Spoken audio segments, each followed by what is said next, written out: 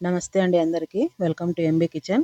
ఈరోజు నేను పూరీల్లోకి, చపాతీలోకి, దోశల్లోకి మంచి కాంబినేషన్ సాగు అండి. కొందరు బొంబాయి చట్నీ కూడా అని అంటారు. మన ఛానల్లో పెట్టాను ఆల్రెడీ ఈ వీడియో. ఈరోజు ఎందుకు పెడుతున్నానంటే మా బాబీ చేస్తున్న సాగును వీడియో తీశానమాట. నాకు బాగా నచ్చింది. మీకు నచ్చుతుంది అనుకుంటున్నాను. ఎంత బాగుంటుందంటే ఇది నేను ఒకలాగా చేశాను. మా బాబీ ఇంకోలా చేశారు. ఇది నాకు నచ్చిందనమాట.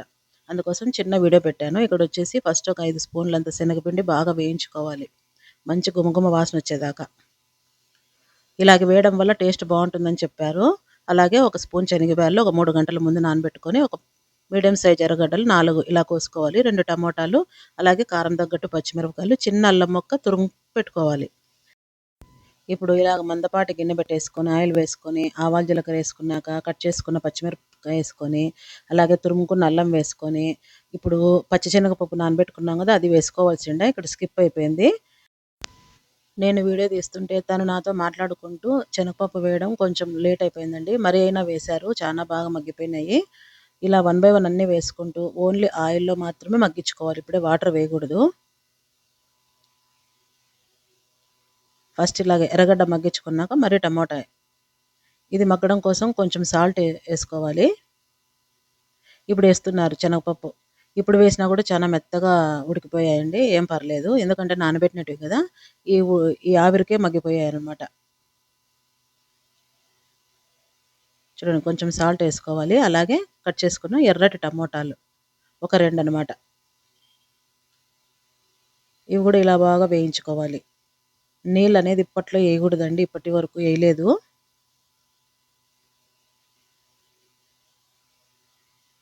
మరి తగినంత సాల్ట్ వేసేసుకొని ఫస్ట్ కొంచెం వేసాం కదా, అది గుర్తుపెట్టుకోవాలి.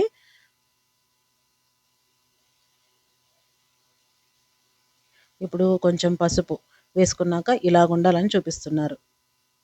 ఇప్పుడు వచ్చేసి శనగపిండి ఇందాక వేయించి పెట్టుకున్నాం కదా, అంటే ఇంత వేయడం లేదు, ఒక 4 స్పూన్స్ వేస్తారనమాట. ఎందుకంటే ఎప్పుడన్నా కావాలంటే సడన్గా మనకు ఉంటుందనేసి ఇలాగ జార్లో తీసి పెట్టేశారు. ఇలాగ ఒక 4 స్పూన్లు వేయించిన శనగపిండి వేసేసుకొని బాగా కలుపుకోవాలి. ఆల్రెడీ వేయించిందే కాబట్టి కొంచెం పచ్చివాసన రాకోకుండా బాగుంటుందన్నమాట ఇలాగ మళ్ళీ వేయించడం వల్ల.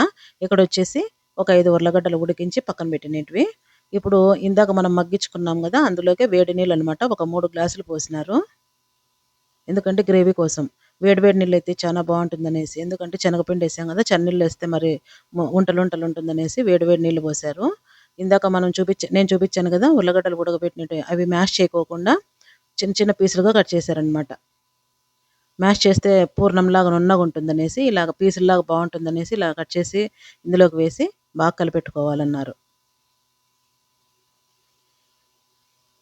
ఇంకా అయిపోయిందండి. పూరీ కర్రీ రెడీ అయిపోయింది. కొత్తిమీర వేసుకొని ఇంకా దించేసుకోవడమే.